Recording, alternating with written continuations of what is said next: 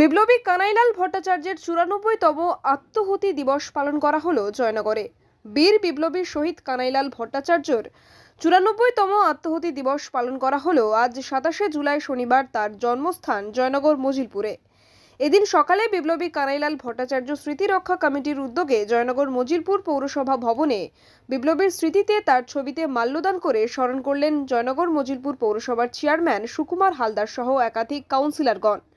এরপরে জয়নগর মজিলপুর দত্তবাজারে বিপ্লবীর আবক্ষ মূর্তিতে মাল্যদান ও বিপ্লবী সম্পর্কে আলোকপাত করলেন বিপ্লবী কানাইলাল ভট্টাচার্য স্মৃতিরক্ষা কমিটির সম্পাদক রমাপ্রসাদ চক্রবর্তী, লালমোহন ভট্টাচার্য, প্রাক্তন চেয়ারম্যান সুজিত সরখেল, সাধন কুণ্ডু, প্রবীর নন্দী, পুলক বসু, খোকন দাস সহ আরও অনেকে।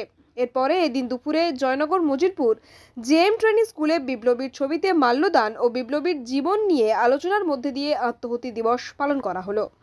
উপস্থিত ছিলেন জেএম ট্রেনিং স্কুলের প্রধান শিক্ষক দীপঙ্কর মণ্ডল, সহ শিক্ষক জ্যোতির্ময় দাস সহ একাধিক শিক্ষক শিক্ষিকাগণ এবং বিপ্লবী কানাইলাল ভট্টাচার্য স্মৃতিরক্ষা কমিটির সদস্য ও স্কুলের পড়ুয়ারা। উল্লেখ্য, বিপ্লবী দীনেশ গুপ্তের ফাঁসির রায়দানকারী কুখ্যাত বিচারক গার্লিককে প্রকাশ্য এজলাসে গুলি করে বিষ পান করে আত্মহতি দেন বিপ্লবী কানাইলাল ভট্টাচার্য। আর তার মতো শহীদকে স্মরণ করে প্রতি বছর আলিপুর জজ কোর্টে এবং তার জন্মস্থান জয়নগর মজিলপুরে আত্মহতি দিবস পালন করা হয়।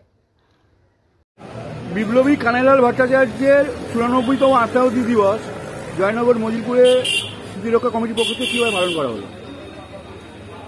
প্রতি বছরের মতো এবছরেও জয়নগর মজিলপুরের ভূমিপুত্র বিপ্লবী কানাইলাল ভট্টাচার্যের 94তম আত্মোৎসর্গ দিবস সকাল 8টা থেকে জয়নগর মজিলপুর পৌরসভা প্রাঙ্গণে শহীদের স্মারক ফলকে শ্রদ্ধার্ঘ্য নিবেদনের পর বেলা 9টায় মজিলপুর দত্তবাজার সংলগ্ন শহীদের আবক্ষ মূর্তির পাদদেশে এতদ অঞ্চলের সবকটি ক্লাব, গণসংগঠন এবং রাজনৈতিক দলের পক্ষ থেকে এবং বিশিষ্ট মানুষজনেরা এখানে সমবেত হয়েছেন এবং সেখানেও শ্রদ্ধা নিবেদন করা হচ্ছে। এখন এরপরে বেলা 11টায় আমরা মজিলপুর জেএম ট্রেনিং স্কুল, যেখানে বিপ্লবী কানাইলাল ভট্টাচার্য একসময় ছাত্র ছিলেন, সেই বিদ্যালয়ে একটি স্মারক ফলক আছে।